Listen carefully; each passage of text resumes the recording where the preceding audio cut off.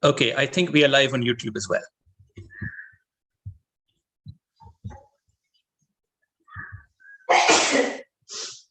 So Sunday morning, 11 o'clock, good morning, and it's time for yet another Chai and Wine. This Sunday, we are still doing it online from home. And it's a pleasure to welcome Umang Bhaskar. Umang is a faculty member in the School of Technology and Computer Science at TIFR, where he works on something called game theory, which he'll tell us today about. But to introduce himself and more on this, over to you, Umang. Enjoy the show. Remember, if you're watching on YouTube or Facebook, the only way you can send us your questions and comments is by a chat. So please type out your chat in the chat window or comments window, whatever it is, and we will answer them over here. If you're watching it on Zoom, you can also use the Q&A box or the chat box, either one of them, and we'll try and take your questions. And to help us along, we also have one of Umang's students, Rohit. Rohit will also be there, and he'll try and help us answer some of these questions online. Thank you so much. So Umang, over to you, and let's see what games we will play today. Thanks, Arnab. Okay, so let me just start screen sharing.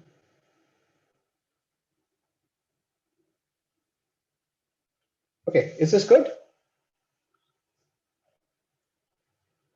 Arnab, is my screen visible? Yes, your screen is visible. Audience, please let us know if you have any issues with audio, video, etc. We hope you can see things clearly. Let us know how things are going on the chat, where you're watching from, and we will get going. Right. Okay. So let's. Okay. So as Arnab said, I'm a faculty member at the School of Technology and Computer Science, TIFR, and I'm interested in, so I'm a computer scientist, but I do what is called computational game theory, which means I'm interested in algorithms applied to game theory. I think this is a fascinating field, which is why I wanted to talk about it today. So here we are. So let's get started. Okay, so what is this talk? So this talk is going to be about game theory. Now, let me first make a caveat, which is that, when I say game theory, naturally the first thought in your mind might be the board games that you play, such as Ludo, chess, Battleship, maybe you played Risk, Settlers of Catan, whatever it is. Game theory is not about those games. So studying game theory is not going to help you win at those games. So I will not be mentioning any of these kind of games in this talk. If that's what you're here for, I'm sorry, but I hope you will stay. What game theory is about is the theory of decision making. Right? We want to understand how we make decisions and how we can influence those decisions. What are the outcomes of those decisions, particularly when there are multiple decision makers involved. Right? So the game in game theory generally refers to the fact that there are multiple decision makers all interacting. The decision makers are what we will call players, but we'll see some examples of these. So, right, here's a very broad outline of what this talk is going to be like. We look at two games, and I put games in apostrophe right now. I'll remove that later on, just because for you to keep in mind that these are not, the board games which you might first think about. These are games from game theory. So we study two kinds of games which are commonly studied in game theory. And I want to just make a statement over here that, that there'll be some numbers involved. There'll be some description of these games. The exact description, don't get hung up on that. Right? So you may not like the fact that something is a 0 or a 2, or you may think, well, why is it not 2000? Let's not get stuck on that. The bigger lessons are going to be more important. So we'll talk about these two games. I'll tell you why these games are relevant, why these games are studied in the first place. Are they just theoretical constructs which, for some reason, game theorists are interested in, or do they have a wider relevance outside of game theory as well? And then we'll talk about some takeaway from these games. So this is a very broad outline. So let's get started. I hope, things will be vague right now, but hopefully they'll get clearer later on. So let's jump straight into it, right? So we're talking about game theory. I'm going to start talking about a game called Prisoner's Dilemma. Now, this game, it's among the first games you'll see if you take a game theory course, right? It's a very interesting game, and I'll tell you the game, and I'll tell you why it's interesting. And usually the way it's introduced is that there's a story behind this game, right? So let me start by telling you the story behind this game. So here's the story. The story is that there are two people, Aarti and Biswas, who are small-time criminals, right? Now, last night, they carried out a big heist. They robbed the Bank of Colaba. I hope it doesn't exist. This is all make-believe, but anyway. So together, these two small-time criminals got together and they robbed the Bank of Colaba. Okay. Now, they're small-time criminals. The police have had their eye on them. The police suspect them, so they brought them in for questioning. But the police don't have much evidence, right? So they want at least one of these two to confess so that they can solve the case. So here's what the police have done. They've brought these two in for questioning, and they are being questioned separately. So they're being put into separate rooms, and the police has offered both of them the same deal, right? So let's take a look at what this deal is. So here's what the police have told Aarti. We know that you and Biswas have done this. Right? We know that you robbed the bank. If you betray Biswas and give evidence against him, you will get off lightly. If you don't, you will be put in jail for a long time. You have 2 hours to decide whether you want to betray Biswas or not. Right? That's the deal given to Aarti. Simultaneously, Biswas, who is in a separate room, has been given the same deal. He has been told, we know you and Aarti did this. Betray Aarti. If you do that and give evidence against her, you will get off lightly. Else you will be put into jail for a long time. You have 2 hours to decide. Right? So both of these are in separate rooms. They've been given 2 hours to decide. The decision is whether they want to betray the other person or not. Now let's take a look. Let's kind of put this a little more formally what's happening, right? So we have these two people, Aarti and Biswas. we have a comment already. So yeah, Anushka, please, who's one of our listeners, is saying that of course they'll give evidence against each other, and she's asking if this game theory is something about having optimal strategies. Maybe it is.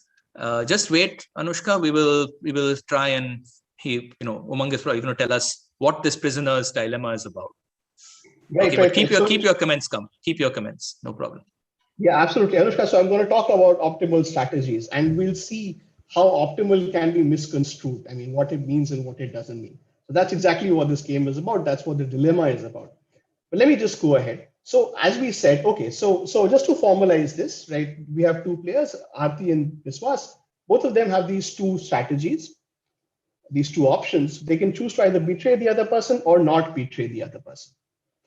Right. And now, okay, so now let's see what happens. So we have these 4 cases, right? Depending on what the two of them are doing.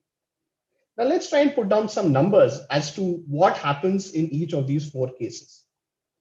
So in the first case, let's say they don't betray each other, right? 2 hours later, the police comes in. They ask Aarti and Biswas separately, well, what have you decided? Both of them keep mum, say we're not giving evidence. Now, in this case, because they're small-time criminals, therefore the police puts them away for a short period of time, puts them away for 2 years. Right? Both of them get 2 years in prison. Okay. On the other hand, if let's say Aarti chooses to betray Biswas and Biswas chooses to keep mum, right? Chooses to not betray Aarti, not give evidence. This is what happened. So the text in green is Aarti's time in prison, whereas the text in red is Biswas is the time in prison that Biswas gets, right? So if Aarti chooses to betray Biswas and Biswas doesn't, then Aarti gets off scot-free, right? The police let her off. Biswas has the entire blame thrust upon him, and he gets 10 years in prison. Okay. In the other case, where Aarti decides not to betray Biswas, but Biswas decides to betray Aarti, the opposite happens, right? Because Biswas betrays Aarti, he gives evidence, so he gets off scot-free. He gets 0 years. He gets to go free, whereas Aarti has all the blame put upon her and she gets 10 years.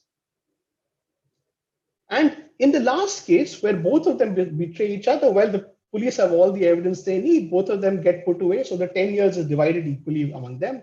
They get 5 years each, right? So this is what the, these are the options in front of them, and this table represents what happens as they choose those options. So I'm going to make a few assumptions for this, right? So the basic assumption in game theory is that, so we know the real world is complicated, right? I mean, this is clearly not an accurate depiction of what happens in the real world. But the first assumption in game theory is that let's just look at this game, right? So the only two options these two have are to choose either to betray or don't betray when the police come into us, right? They can't call a lawyer, they can't start digging out of prison, whatever it is, they don't have those options. The only two options are either to betray the other person or not to betray the other person. Secondly, the only rewards and punishments are those depicted in this table, right? So it's not as if, for example, if let's say Aarti betrays Biswas, it doesn't happen that he goes to prison, comes back after 10 years and then tries to take retribution. Yeah, we're ignoring all of that, right? So the only rewards and punishments that Aarti and Biswas get are those shown on this table. And subject to that, both of them, the only objective they have is to minimize their own prison time, right? Both of them want to choose either to betray or not betray the other person based on how much prison time they will get for that option. So I hope this is clear, but this might be a good place to stop and take questions. So is the setup clear? Is so this is what I call a game. So is this game clear? I guess you should raise your hand if you have a question or something. Otherwise, okay. So I'm going to assume that there weren't any questions, that this is clear for everybody. So let's keep going. Okay. So right. So now let's see what happens in either case, right? So let's look at Aarti's options. So Aarti's options, so let's say Biswas chooses not to betray her. Well, let's look at what happens in either case. If Aarti chooses not to betray Biswas, she gets 2 years in prison, right? That's the text in green. If she betrays Biswas, she gets 0 years in prison. She gets off scot-free, right? So betraying Biswas is the better choice for Aarti in this case. She gets 0 years versus 2 years if she chooses not to betray. Similarly, in the other case, right? If Biswas, let's say, chose to betray Aarti, what should Aarti do? Again, by betraying Biswas, she gets 10 years. By not betraying Biswas, she gets 10 years in prison because all the blame gets put on her. Versus if she chooses to betray Biswas, she gets 5 years. So now, in this case as well, betraying Biswas is going to be the better choice for Aarti. And putting this together, basically, no matter what Biswas does, Aarti is going to be better off betraying Biswas, right? So when the police comes 2 hours later, she doesn't even need to think too much about this. She should just say, okay, I'm ready. I'm going to betray Biswas. Here's the evidence. Put him away. Okay. Now, you notice that the payoffs are completely symmetric. So in fact, the same is true for Biswas as well, right? Biswas also, I'm just going to rush through this. In either case, no matter what Aarti does, Biswas is better off betraying Aarti, right? He gets less years in prison, no matter what Aarti does, if he chooses to betray Aarti, right? So what have we just said? We've said that, well, for these two, for both Aarti and Biswas, the choice is obvious, right? If, as agreed, they want to minimize their prison time, the two must betray each other, right? So this must be what they do, in which case both of them get 5 years in prison. Okay.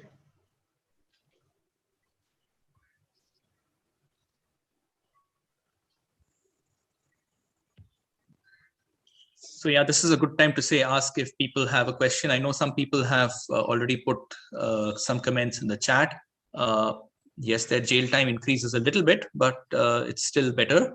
Ravi Srivastav, you had your hand up. You have a question. Yeah, if you want to ask a question, please put your hand up and let me just check if there are any questions on Facebook. No, Swanand, yes, this is called the prisoner's dilemma, and this is game theory. You're correct. That's what we're doing. Okay, I think that's just a comment. No, I don't see any questions as such. So why don't we? This is raised hands. Is that something that we'll take later on? Yeah. So Ravi, you've raised your hand. Do you have a question? No, he says not now. Okay. Fine. Okay, I see. Fine. Okay. So then hopefully all of us agree that this is assuming with all the assumptions that we made that this is actually what is happening. There's nothing happening outside. This is what they should be doing. They should be betraying each other, right? And so there's something noteworthy about this particular the choices that they've made, right? So now if you ask either of them, let's say we told Aarti that Biswas has chosen to betray you. Do you want to change what you're doing? Aarti should say, no, I still choose to betray him. Similarly, if Biswas was asked the same question, he should say, no, I still want to betray Aarti.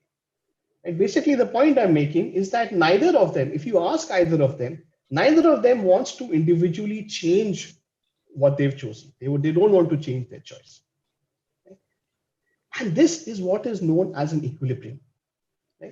It's a pair of choices for the two decision makers, so that if you ask them, neither of them want to change what they've chosen. They want to stick with their particular choice, even after knowing what the other person is doing. Right. So it's called an equilibrium. Sometimes in different circumstances, this is also what's known as Nash equilibrium. But the point I want to make about a Nash equilibrium is that this is a stable pair of choices. Right? Umang, there's a question by Vignesh on YouTube saying that isn't this a low risk strategy, because if both did not betray, the prison term would be the least. Right. So you're absolutely right about that, and we'll come to that. I'm not sure what exactly you mean by a low risk strategy. Like when you say risk, I usually assume that you know something more about what's going on. You have some probability distribution, you can evaluate expectations and so on. None of that is actually going on over here, right? This is just people making very deterministic, very fixed choices.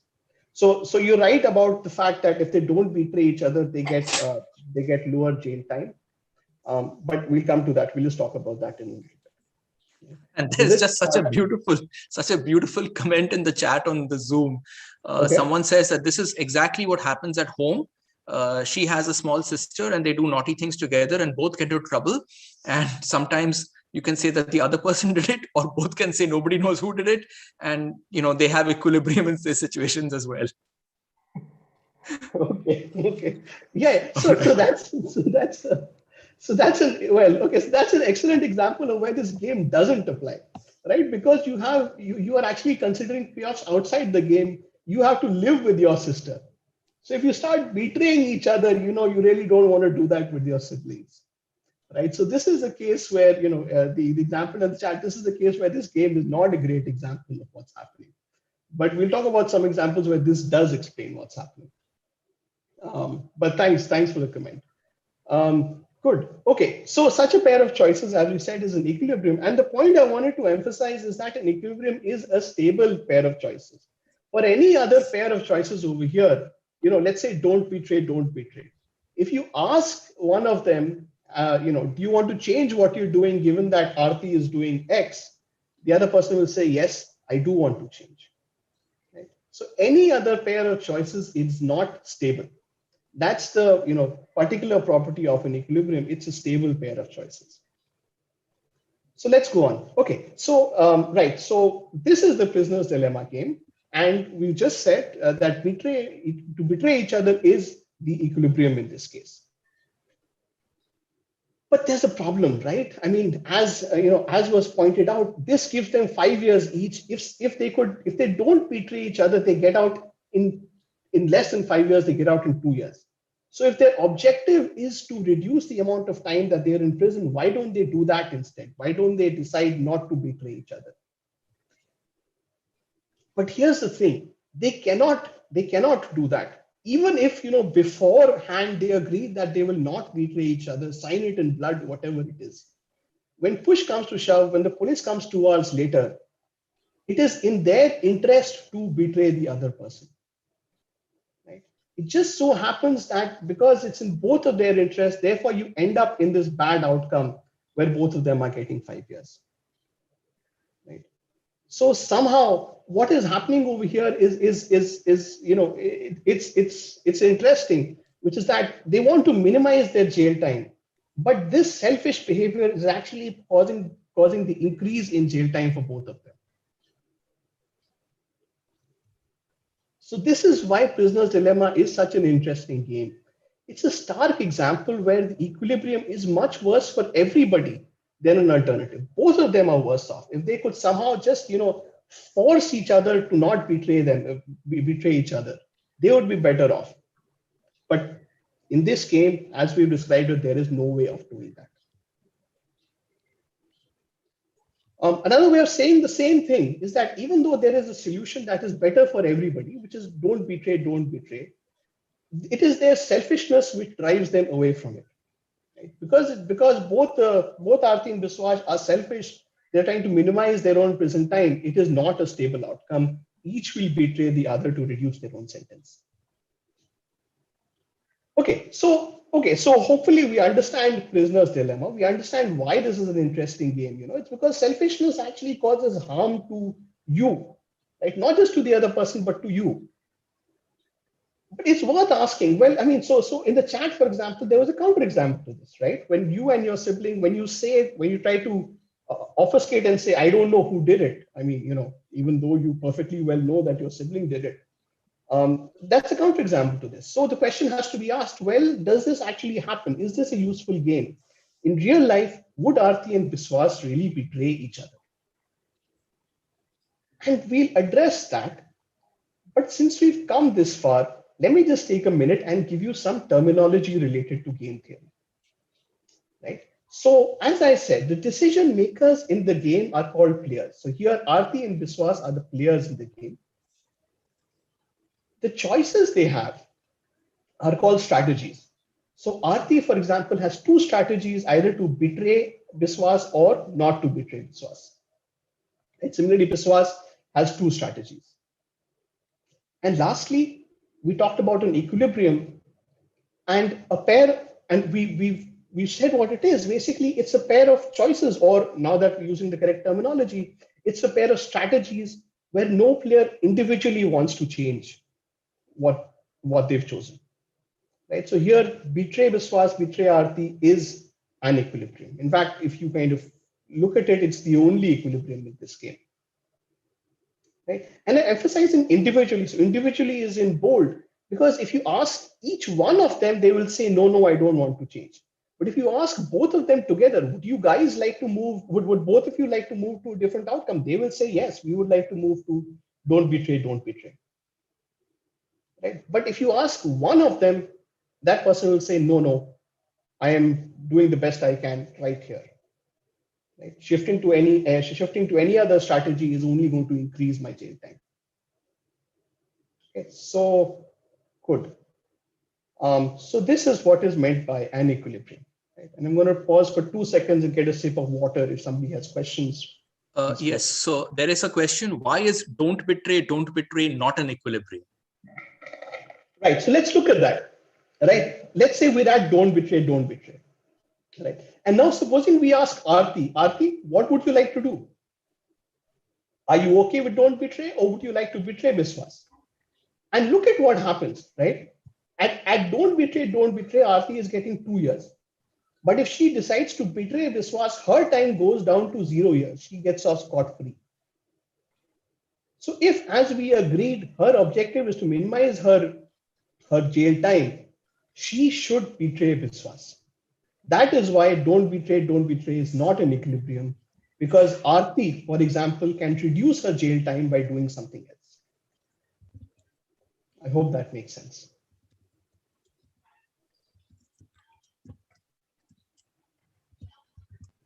Okay, so let's go ahead. Right, so this is okay. So let's close zero sum. I'm sorry. Let's close prisoner's dilemma for a little bit. And now I'm going to take this detour.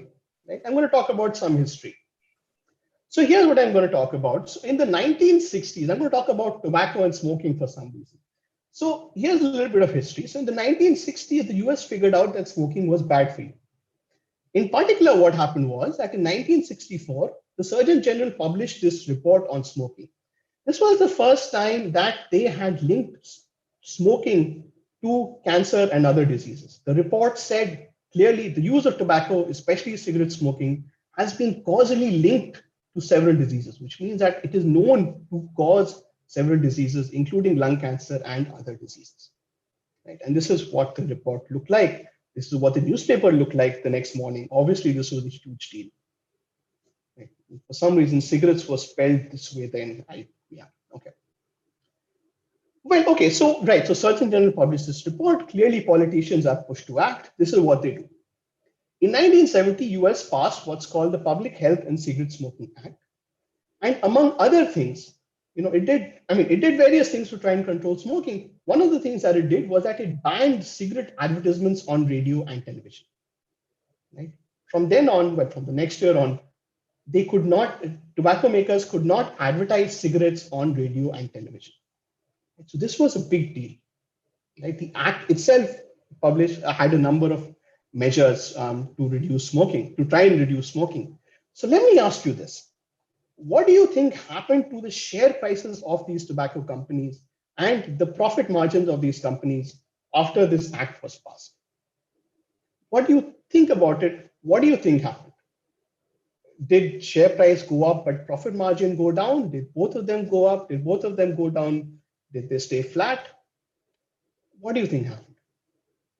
And I'll give you a minute to kind of maybe ponder over this.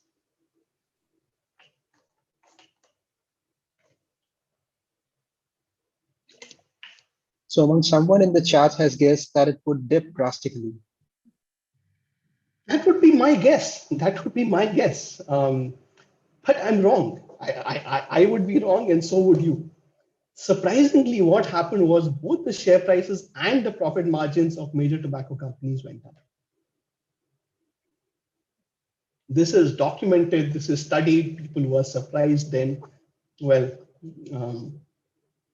so let's see why this happened. Let's try and understand why this happened. Right? And we're going to use the tool that we have. We're going to use game theory to try and understand this. So what I'm going to do is I'm going to try and model this as an advertising game, right? What that means is that I'm going to, simplify things a lot, right? I'm going to simplify things a lot. I'm going to put down a game. There are lots of tobacco, for example, there are lots of tobacco manufacturers. Let's assume in my make-believe world of this model, there are just two tobacco manufacturers in the US, American Tobacco and Philip Morris, right? And let's assume that these guys can just choose between two options. Either they can choose to advertise cigarettes or they can choose to not advertise cigarettes. Right? Both of them have exactly these two strategies. Okay, and now let's, so now we want to put down, what happens to their, let's just focus on profits. So we're going to put down some numbers about what happens to their profits. But let me tell you what we're going to assume. So the numbers will represent change in profit, right? How much the profit changes, let's say in millions of dollars. Right? There's a question, who is Philip Morris? Philip Morris is just the name of a cigarette company. American Tobacco is just a name of another cigarette company. So these are just two names of companies. You could call them A and B if you want, but we'll just call them Philip and American Tobacco, whatever it is. Great. Yeah, thanks, Arnab. Exactly. So these are two large tobacco manufacturers in the US, right? Right. So I'm going to put down some numbers, and let me go back to what I said. Please don't get hung up on the numbers. I'm going to pull these numbers basically from thin air. And the moral of the story is going to be important rather than the exact details. Okay, so here's what I'm going to assume. So I'm going to assume that advertising does two things. Firstly, it costs $2 million to advertise, right? So if a firm chooses to advertise, the profit goes down by $2 million. But the other thing which advertising does is it increases your relative market share, right? So because of that, your profit could increase depending on what the other firm is doing. So, okay, so keeping this in mind, now let's put down some numbers. So we're talking about change in profit, right? So we start off, so a base situation is where both firms are advertising, right? So if they're both advertising, they continue advertising, there's no change in profit, right? Zero. Both of these numbers are zero. And again, the green is for Philip Morris, the red is for American Tobacco. Hopefully that's clear. Okay. Now let's look at what happens if both of them choose to not advertise, right? So if both of them are not advertising, these two are the only firms on the market. So both of their relative market share remains the same, right? They're still selling the same amount of cigarettes. The only thing that changes is that they are not spending money on advertising anymore. So they are saving those $2 million. That goes into their pockets. Therefore, their profit increases by $2 million each. So that's a plus two we've shown, right? If both of them choose to not advertise, that's great for them. They get an extra $2 million in profit. Now, let's say, on the other hand, that Philip Morris chooses to advertise, but American Tobacco does not, right? So then Philip Morris has a -2 because it has to pay for advertising, but it eats into the market share of American Tobacco. American Tobacco is not advertising; it's losing market share. Philip Morris is eating into its market share, so it gets a profit of +5. American Tobacco gets a profit of -5. The profit goes down by 5. Right? And similarly, the opposite thing happens if Philip Morris chooses to not advertise, American Tobacco chooses to advertise. Right? Okay, so so now let's analyze this, right? And it's very similar to what we saw earlier, which is that let's say American Tobacco doesn't advertise. What should Philip Morris do? Well, its profit goes up if it chooses to advertise. Similarly, if American Tobacco chooses to advertise, Philip Morris should still advertise because that increases its profit, right? So in either case, to maximize profit, Philip Morris must choose to advertise. Similarly, the reverse is true for American Tobacco, right? To maximize profit, American Tobacco must choose to advertise. Right? So again, the equilibrium is in this case is where both of them are advertising, which is exactly, so this is the equilibrium in this game, which is exactly what they were doing, right? But note that for both of them, there is a better option. If they could just agree on not advertising, if they could be sure that the other company will not advertise, it's better for both of them to not advertise. So this is the same as the prisoner's dilemma game, because the players are playing bad strategies, right? To maximize their profits, they're actually choosing a suboptimal outcome. The equilibrium, gives them lower profits than it would if somehow they could bind each other to not advertise. If only that could happen. And that is exactly what this act did. This act removed the strategy of advertise for both firms. It made it illegal. Hence, they were forced into this don't advertise pair of strategies, right, where they have higher profits. Okay. In fact, people in the industry knew this. Right? They knew that if somehow they could agree on not advertising, their profits would go up.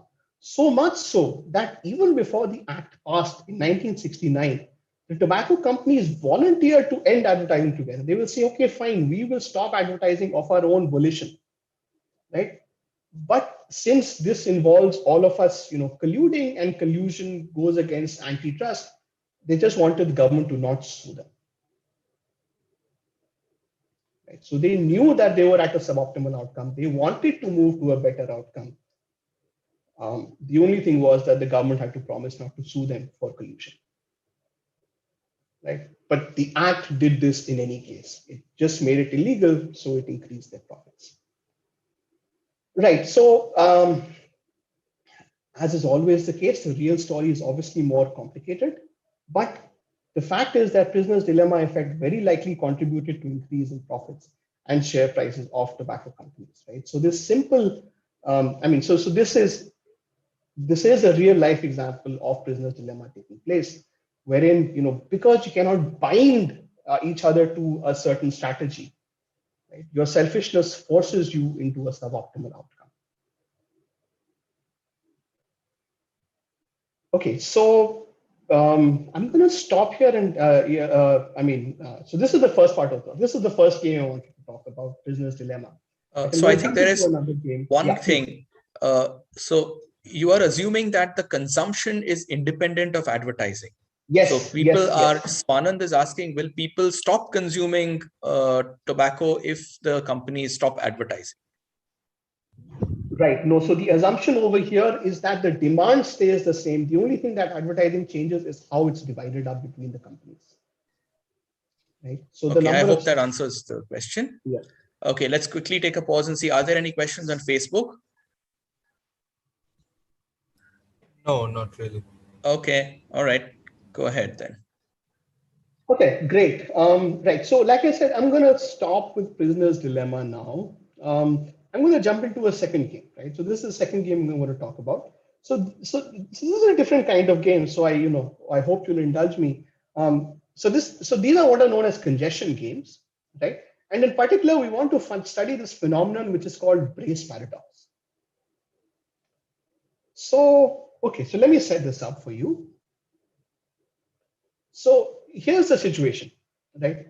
So now Aarti again is with us. She has given up her life of crime. She in fact goes to office to work every day.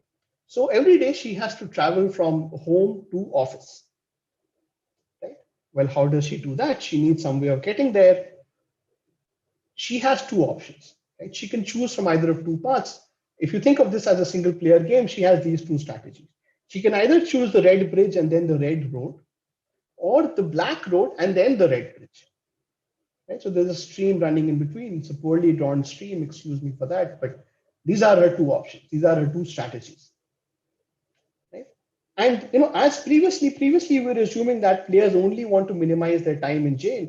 Now she only wants to minimize the time taken to reach office. Right? Otherwise, she has no preference between the two paths. The only consideration she has is what she wants to minimize how much time it takes to reach office. All right. So, well, how much time do each of these routes take? I need to tell you that, right? Otherwise, how do you know which path she's going to take? So let's assume that the bridges are basically, they're very short, right? So you can cross them quickly, but they get congested very quickly, which means that basically the time taken to cross each bridge is linear in the amount of traffic. So the time taken to cross either of those bridges is just equal to the number of cars using the bridge. So if there's one car which uses the bridge, which is the case right now, it's just Aarti. It takes 1 minute. If there's two cars, it'll take 2 minutes for both of the cars. If there's three cars, then all three cars are going to take 3 minutes, and so on. Again, it's idealized, I understand, but let's just work with this. Okay, so we understand these bridges, right? Bridges get congested very quickly. They're short, but the travel time increases linearly with the number of cars. These highways or roads, on the other hand, are the opposite. So they are quite long, but they're very broad. So they don't face any congestion. Hundreds of cars can use them together without any change in the travel time. Right? So for each of these, I'm going to assume that the time taken to cross is 101. Right? So what does that mean? So let's just do a quick calculation. Right. So I'm just going to put these, so that you remember what is. The bridges is linear. For the two highways, the time taken is constant. It's just 101. And I'm going to simplify my life a little bit. Instead of writing time taken every time, I'm just going to put cost. right? So cost, you can replace cost with time taken if that makes you feel more comfortable. But basically, I'm putting a cost on every bridge and every highway, and Aarti is trying to minimize her cost. Okay, good. So now, as we said, these are the two strategies that Aarti has. You can take either the red path or the black path. This is a single player game. And, as we said, Aarti wants to minimize her cost now, right?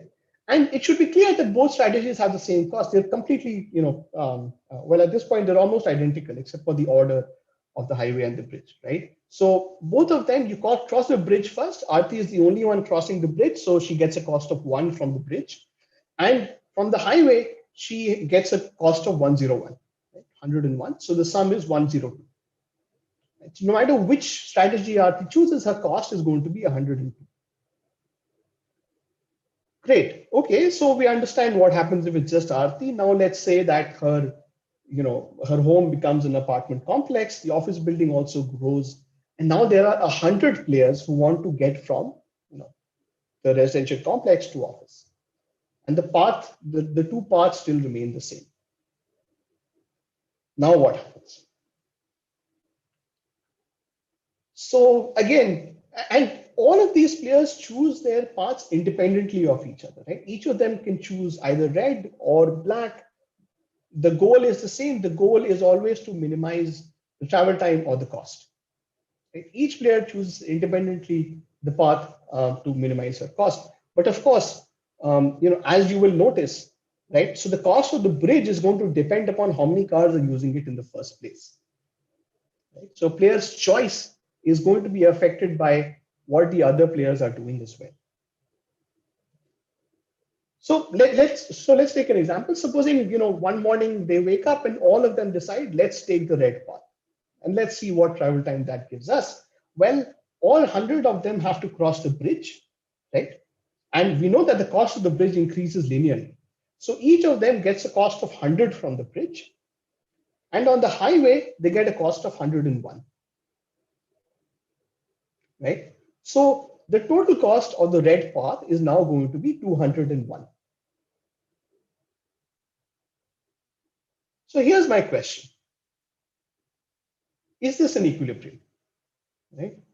And recall that however we defined an equilibrium, it's a choice, it's a set of choices for the players where nobody wants to change what they are doing. Right? So if you ask any of the players, they should say, no, I'm perfectly happy with my choice. I don't want to change what I'm doing. So is this an equilibrium? So let's just take a minute and I'll let you ponder over this for a minute, and then we'll see what the answer to that is.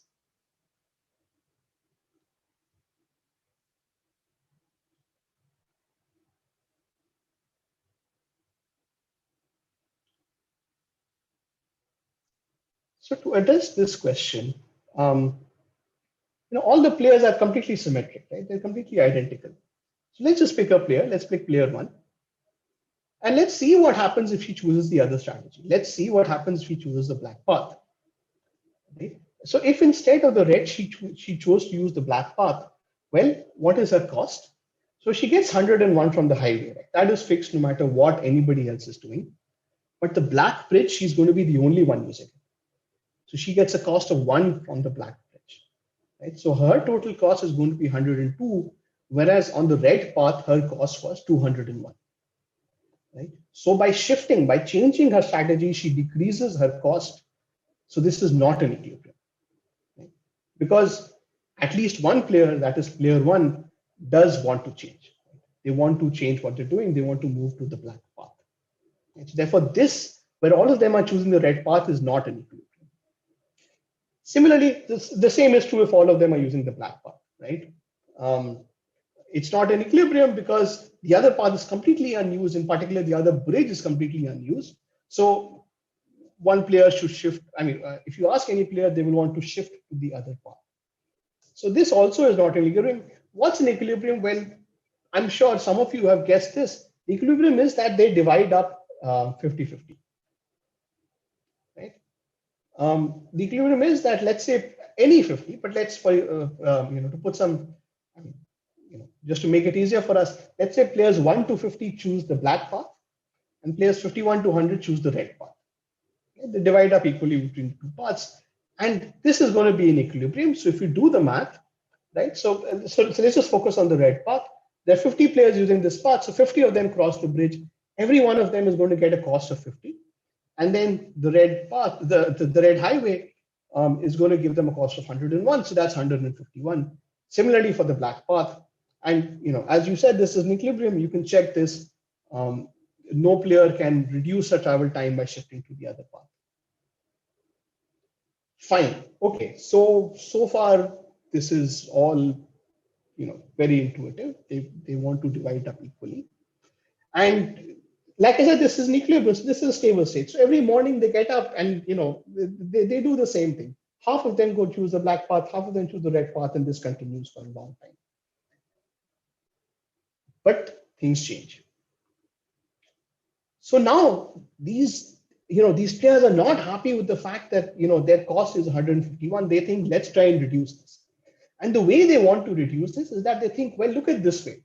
The two bridges have cost 50 each, right? Which is much less than the highway. So if we could connect the two bridges, well, that should reduce our travel time. So here's what they do. In an effort to reduce costs, they build a third bridge to connect the two existing bridges. Right? So this is what the new road network looks like. There is now a purple bridge in addition to the red and the black bridges. Right? And this is a fantastic bridge. Right? This is an engineering marvel. Not only is it very short, it's also very wide, which basically means that the cost is just zero. Right? It's short, so you go zoop right past it, and it's independent of the number of cars. Right? No matter how many cars you put on it, doesn't get congested, travel time does not change, remains zero. And of course, zero is an idealization. Let's not get stuck on that. It's some small number. Okay, great. So now let's see how things change, right? So in particular, the question we want to ask is, well, is this 50-50 strategy still an equilibrium? So let's try and figure that out. I'm going to, declutter this diagram a little bit. So, the costs I put next to the bridges and the highways, but by now you should remember this in any case. And I'm using these green arrows to represent the players, right? So there are 50 players using the red bridge and then the red highway, and 50 players using the black highway and then the black bridge. Okay, so is this an equilibrium is what we asked. Well, now players have a third strategy, right? Earlier they had just the two strategies, the red path and the black path. Now they can choose the purple bridge as well. So we want to understand this is strategy. Let's pick a player. Let's pick player 1. And supposing this player wants to shift to the purple path, right? Which means that this player decides to use this purple bridge, the red bridge, then the purple bridge, then the black bridge. Again, so what is this player's cost going to be? So now this 51 cost on the red bridge, so 51 players using that, 0 cost on the purple bridge, and cost 50 on the black bridge. Right? So the total cost for the purple player is going to be 101. Earlier it was 151. So again, so now this strategy of equally dividing up is not an equilibrium strategy anymore.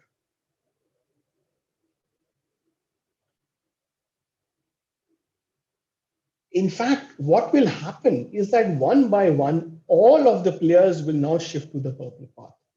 So this is what the new equilibrium will look like. All 100 players will use the red bridge, then the purple bridge, and then the black bridge.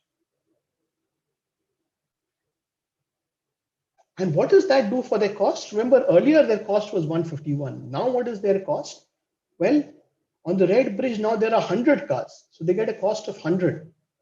On the purple bridge is this fantastic bridge, it's an engineering marvel, they get 0 cost. But again, on the black bridge, they get a cost of 100. So the cost at equilibrium now, in this new equilibrium with the purple bridge, is going to be 200.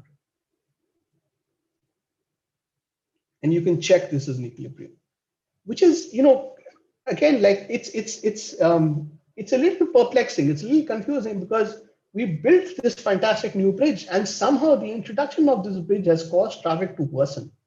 It has caused everybody's cost to increase from 150 to 200. Right?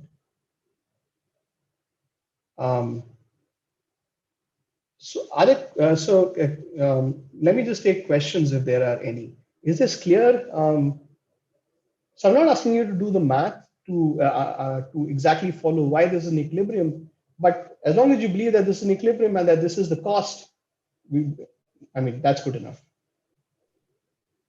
So Umang, I think there was a raised hand from Arush. Arush, Okay. you have a question? I think Anna will have to unmute him. I have a doubt. Okay. So, but how can this actually become an equilibrium?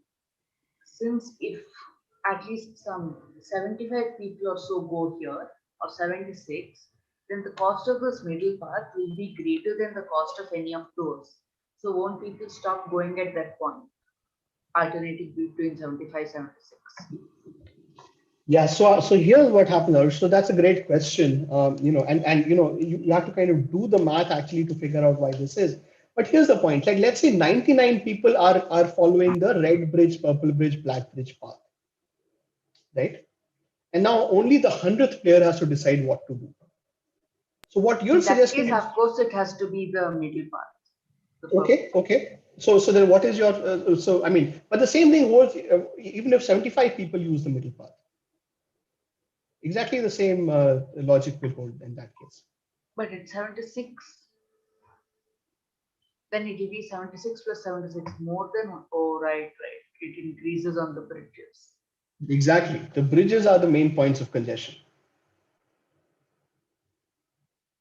Yeah. The point is that the bridges get congested and any path has to use the bridges. Right. So once you cross the bridges, you've already crossed the congestion. You might as well take the middle path after that. Wait, what about highway, purple bridge, and then the other highway? But that will immediately give, yeah, that's even worse.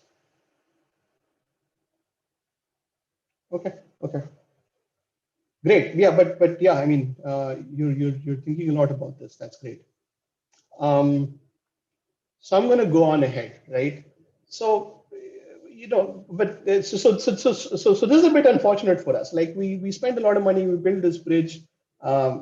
It wasn't a good thing to do, right? So the cost has now increased for all the players. Earlier it was 151 at the equilibrium. Now it's 200. It's gone up, and this is what is known as Braess paradox. Right? That sometimes adding a road, which you think is going to help you ease traffic, can actually lead to worse traffic. Right? Adding infrastructure, adding capacity to a network can sometimes be worse for the network. And then you could ask again, well, but maybe players could just ignore the purple bridge. What if they just went ahead with their earlier strategy? The point is that cannot happen. Again, if we assume that players want to minimize their costs, want to minimize their travel time, they will, then they must start to use the purple path, and eventually all of them are going to end up in this. Again, the point is that this is the only equilibrium in the game. Any other choice or strategies that you assign to the players is unstable. Players will start to deviate towards this. And I want to point out maybe you've seen this, but I want to point out the similarity to prisoner's dilemma. There is a better solution available where players ignore the purple bridge, but there is no way of enforcing that. Because the players are selfish, they will start to use the purple path and end up with higher costs. Despite the fact that their goal is to reduce their costs, this selfish behavior is going to lead them to actually end up with higher costs.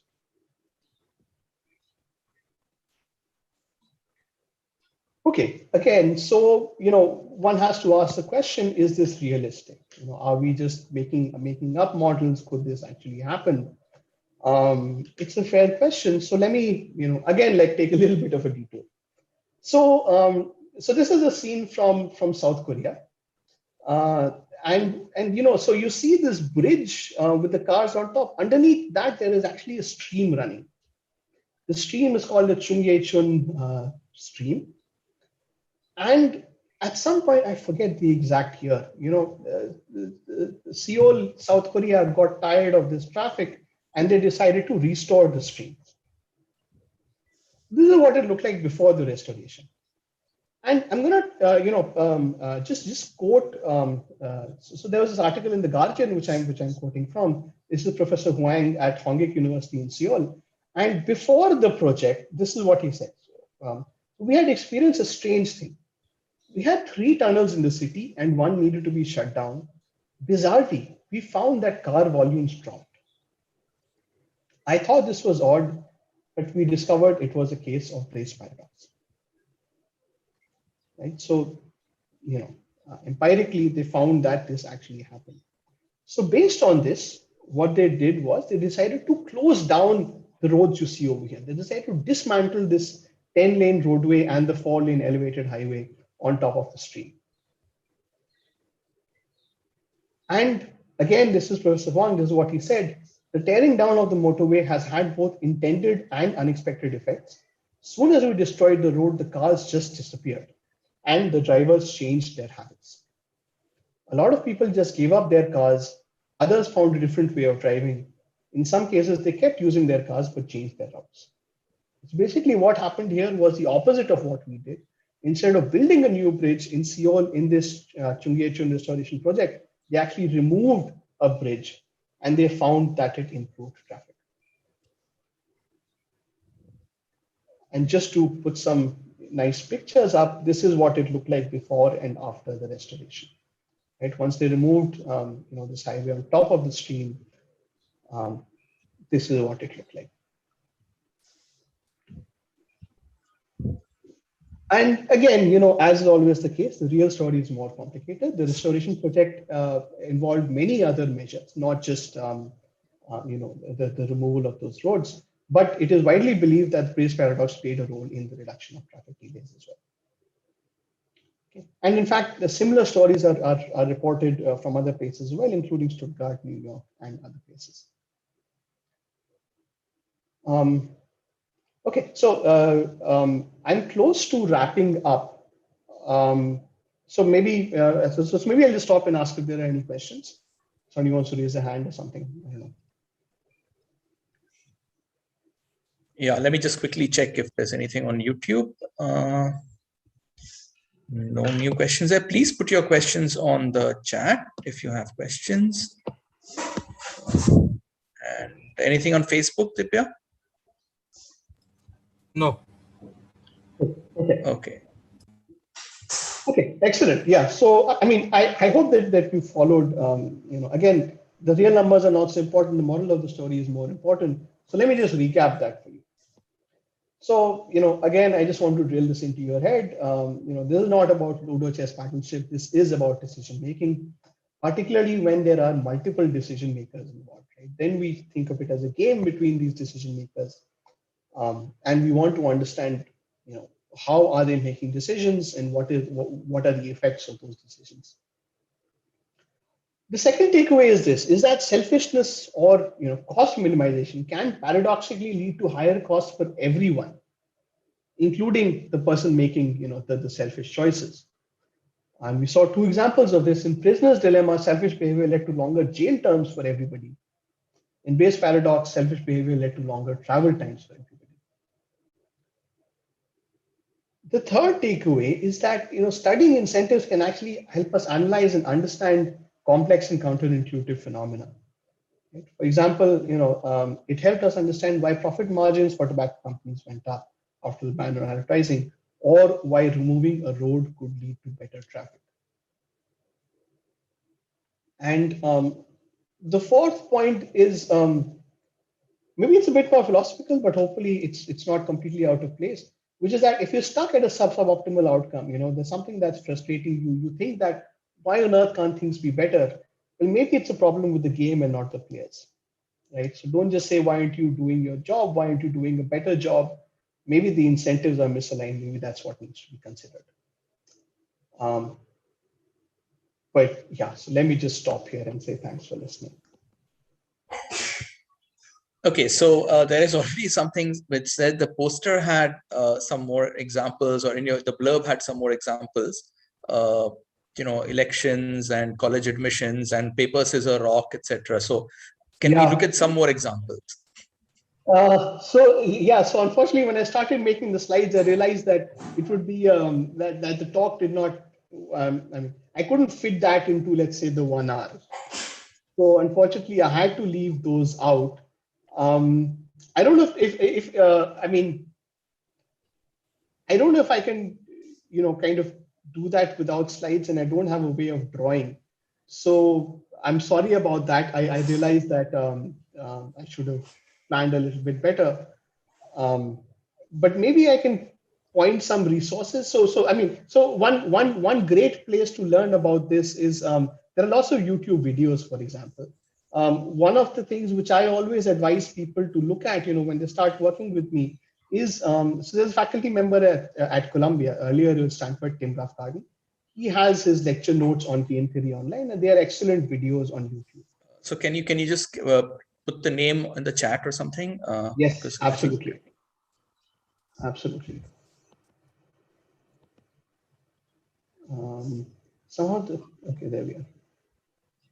Tim Ruff-Garden. I will copy this and put it on the YouTube channel as well. So I'm not sure what's happening. Sure.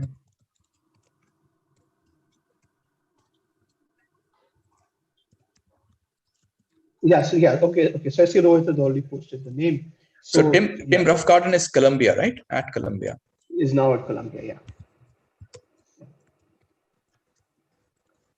Okay, there are some questions though. So Abhay is asking, what is, can you throw some light, what is Nash equilibrium and the significance of Nash equilibrium versus any other equilibrium, I guess? Yeah, absolutely. So what is Nash equilibrium? Let me just go back here. We talked about. Yeah, so we said this is an equilibrium, right? Now the point is that so this is also called a Nash equilibrium. The only slight catch is that sometimes they may not exist this kind of an equilibrium where everybody just chooses one strategy, right? So for example, there might be games where everybody choosing one strategy. There is no such stable choice of strategies where everybody just chooses one and that is stable. So in that case, we can still define an equilibrium, but we do it in a slightly more complicated way. We allow people to randomize. We allow people to say that, well, 50% probability I'm going to choose this strategy, 25% the second strategy, 25% this third strategy. And so then it becomes a strategy. It becomes what's called a mixed strategy. And similarly, an equilibrium in mixed strategies is usually what is called a Nash equilibrium. Right. So it's this concept. The concept is the same, which is that it's going to be something which is stable, some choice of strategies which is stable. In this case, we have everybody is just choosing a single strategy. In some games, it may be necessary to allow people to choose a probability distribution over strategies to get the same thing, to get stability. Okay? And that's what's called a mixed Nash equilibrium.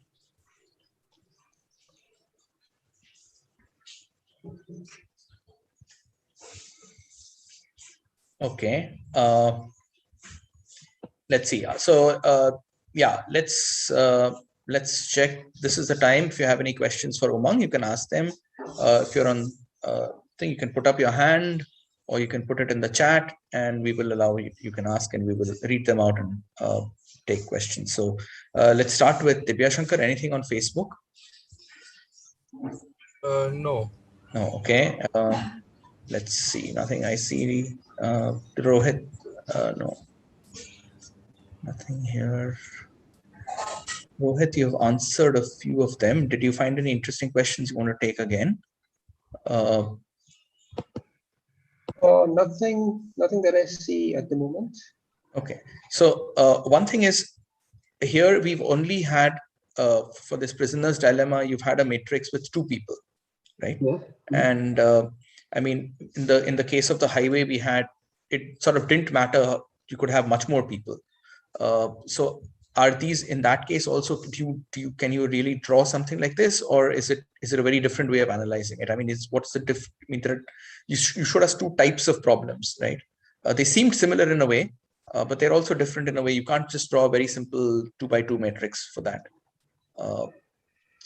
So is there some way to look at that problem? How are they related?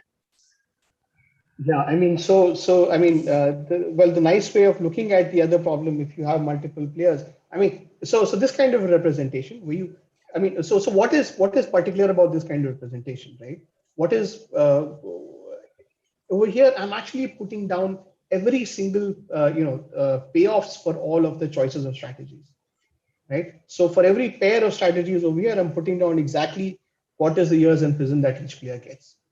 Now, obviously, if there are 100 players, I can't do that. So that is what is known as an implicit representation. Right? This is an explicit representation that is called an implicit representation, wherein basically somehow you need to, just looking at the strategies and the costs on the edges, you figure out what the payoffs are going to be, or what the time taken is going to be for each player. This, you can do it maybe for up to 3 players. Beyond that, you have to start using some kind of implicit representation to get a handle of what's going on. Okay, so people would certainly like another session like this with more examples. But maybe you could just tell us, in for example, the thing which we had put in, we'd opened with college admissions. What are the kind of dilemmas that are involved? Maybe we won't go through it, but just an idea of the fact that in a bridge, for example, it's the time. So if you could give an idea, and maybe we will, if you don't mind, we will have another session someday to continue with a little bit more probably difficult examples or more advanced examples. Yeah, I mean, so the thing, okay, so what I've talked about over here, so there are, I mean, game theory is vast, right? It's when I said decision making, people are making all kinds of decisions, so it has to be a vast topic. In particular, what I've talked about here is what is called as non-cooperative game theory, right? Where the solution concept is a Nash equilibrium. We're looking for an equilibrium, right? Players are in some sense competing with each other, right? If I use this path, I make it more costly for you, and so on and so forth. Now, so now there is this whole other part of game theory, which is called cooperative game theory, right? Where agents actually try and do things together. They're not actually competing with each other. And this college admissions kind of falls into that category. So in college admissions, what is the problem? Let's say there are 100 students. There are some 10 institutes. The point is that the students have preferences over the institutes. Student 1 prefers Institute A to Institute B to Institute C. The second student prefers, let's say, Institute B first, and so on. And what makes it interesting is that the other side, the institutions also have preferences over students, right? They may have different admission criteria and so on, but whatever it is, they have different preferences over the students. So now, which student goes to which college? So that is the problem. And there, the solution concept is not a Nash equilibrium, right? We use a different solution concept over there. It's called a stable matching, and in fact, it's kind of very interesting because it was actually used for engineering admissions in India. It was they studied it, with some modifications, but that algorithm actually was used for assigning engineering admission seats to students as well, right? But as I said, I mean, that would take us away from this non-cooperative game theory, which is why I decided to leave it out for this talk. But that's a whole different fascinating field. What happens if players are not competing, if they can agree on a solution which is still fair for them? You still can't force somebody to accept a college that he or she does not like. You still have to fulfill some fairness criteria. So that would fall under that category, right? Under stable matching. And again, I mean, hopefully I'll give another talk on that. You can again take a look at Tim Ricardo's notes. They're a good place to study this as well. Okay, let's see if there are any more comments. I see, well, Ram Prasad has commented that no idea if the above story is true, but which story, I don't know. And any other questions which we have missed out? Okay. So on Facebook, we have a question. Yeah, go ahead. Yeah. So someone says if Google Maps does real-time calculations of traffic and suggest accordingly, would we be able to achieve global optimum as a result and break out of the paradox? That's a fantastic question. That's a fantastic question. And yeah, I mean, so this kind of falls into a little bit of a gray area, right? Because Google Maps will then not be doing the best for you. So do you really want an assistant which is, which is doing things for global reasons, but not actually catering to you? Right now, this is not how Google Maps works. It just tells you the shortest route, right? But it could, if enough people are using Google Maps, as they probably are, it could certainly try to nudge people into better options and away from these equilibria which are not good. So in Right Google now, Maps, in Google Maps, suppose they say that, okay, take the C-Link and that will save you. That's the fastest way. Now, if right. everybody starts taking the C-Link, maybe that will not be the fastest way after 15 minutes. Yeah, absolutely. So, right, but it's still doing this local optimization just for you. It's helping you to be more selfish. So in the example we saw, Google Maps would still tell everybody to take the purple bridge. That would not change. Because in order to suggest any other path, Google Maps would have to tell you that, look, I'm going to suggest a non-shortest path to you. And the question is, do you want an assistant to do that? So yes, Google Maps could do this. It could absolutely look at the traffic, decide what the optimal is, and try and steer people according to the optimal rather than the local optimal, the selfish best. But that's a little bit of a gray area. Okay, there's a question on YouTube which I don't quite understand. Arjav is asking, some choices involve some positive and negative outcomes simultaneously. How do we study them with respect to game theory? I thought all the choices had some advantages and disadvantages. I mean, usually that doesn't pose a problem for game theory. Yeah, I mean, as you said, we can analyze both negative and positive outcomes. For example, just in this game on the screen, Prisoner's Dilemma, instead of 0 years, it could be that the police actually, give some money to Arthi or Biswas or between the other person. Or they could say that, well, we like you and we won't pick you up for the next crime. So that would be a positive payoff as well. So that generally doesn't. Yeah. Could it be that they're asking about the numbers being positive and negative at the same time? Yeah. No, I understand. Yeah. So over here, I mean, to simplify things, I've just stick to. But like I'm saying, for example, the 0 years, I could say that instead of 0 years, they actually get time off later on. So this could be negative over here as well. And again, the whole story, the whole moral, everything would still hold. Yeah, so that, I mean, so I haven't put that down, but you can put down positive numbers, negative numbers, all of that. It would still be fine. What really matters is the comparison between the two, which is larger, which is smaller.